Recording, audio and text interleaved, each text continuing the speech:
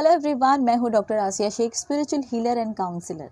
मैं जो हील करती हूँ वो सोल के ऊपर हील करती हूँ। सोल पे हील करती हूँ, ये क्या बात हुई। एक्चुअली सोल जब आपका बहुत ज़्यादा इंजर्ड हो जाता है, बहुत ज़्यादा ज़ख्मी हो जाता है, तो फिर फिज़िकल बॉडी पे उसका असर होता है। लाइक आपके हार्ट पे असर होता है, आपके दिमाग पे असर होता है। किस तरह का असर होता है वो भी हम आज इस वीडियो में जानेंगे कि ये चीज़ें आपकी ज़िंदगी। काउंसलिंग का मतलब होता है कि आप जब सब जगह समझाने पर नहीं समझते हैं, तब आपको काउंसलिंग की ज़रूरत पड़ती है। और मेरे पास ऐसे लोग आते हैं जो प्यार में धोखा खा चुके होते हैं या जिनको प्यार में धोखा मिला है। इसी तरह से एक लड़की मेरे पास आई और उसने मुझसे कहा कि मैं जो है जिस लड़के से मैं बहुत प्यार करती थी, उसके साथ मेरा 3 साल का रिलेशन था। मेरी एक बेटी है और हमने जो है वो नॉर्मली मंदिर में जाके शादी की थी।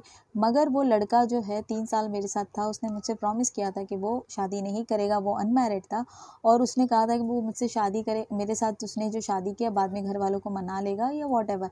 तो उसने अपना वादा तोड़ दिया और कुछ टाइम से वो मुझे इग्नोर कर रहा था। और इग्नोर करने के बाद अब वो कहता है कि उसके घर वाले उसकी शादी करना चाहते हैं। और मुझे बाहर से पता चला कि वो शादी अपनी ही मर्ज़ी से कर रहा है, क्योंकि पीछे जो है वो किसी और लड़की को डेट कर रहा था, इसलिए मुझे टाइम नहीं दे रहा था। अब वो लड़की के साथ उसका सेटिंग हो गया लड़की के साथ उसका सेटिंग हो गया, तो फिर वो जो है उसने मुझे इग्नोर कर दिया। अब मैं चाहती हूँ कि मैं उससे बदला लूँ और मैं चाहती हूँ कि उसको मैं ऐसा कुछ करूँ, आप कुछ ऐसा करिए कि उसका जो है वो उसको पनिशमेंट मिले और ये वो। तो मैंने उसको बोला, क्या सोच के आप मेरे पास आए हो, क्या चाहते हो आप, और आप उससे बदला लेने की बात कर रहे हो मेरे से। तो आपको समझ में आ रहा है आप क्या बोलना चाह रहे हैं, आप यहाँ काउंसलिंग के लिए मेरे पास आए हो।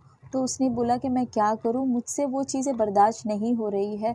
वो अपनी मजबूरी बता रहा है या वो जो कुछ भी बता रहा है, अगर ऐसा था तो उसने 3 साल मेरे से क्यों निकाला। जब उसे पता था कि मेरा उसका कुछ नहीं हो सकता, तो मेरे दिल में उसने वो जगह क्यों बनाई। देखिए, मैं ये चीज़ आप सभी को बोलना चाहूँगी।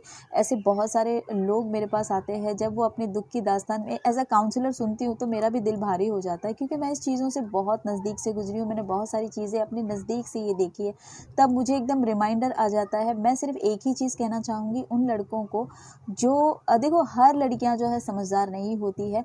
अगर उनकी लाइफ में कोई नहीं है और आप उनको पता है कि वो जो है दुनिया से बहुत डरते हैं, तो पहले तो उनको ये सारे काम करने नहीं चाहिए, ठीक है।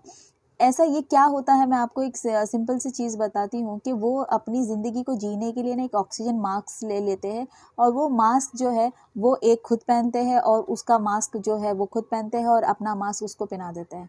और जब लाइफ में आपको ऐसा लगता है कि हाँ अभी मैं स्टेबल हूँ या उससे बेटर ऑप्शन आपको दिखाई देता है, तब आप अपना मास्क निकाल कर उसके मुँह पर मार देते हैं और उसका मास्क निकाल कर किसी और को पहना देते हैं, और उसके साथ में जो है आप अपनी आगे की ब्रीथिंग लेना शुरू करते हैं। लेकिन जिसका मास्क आपने खींच के निकाला है ना, वो उस चीज़ के लिए प्रिपेयर नहीं होता है और वो घुट घुट कर अंदर ही अंदर मरने की कगार पर आ जाता है।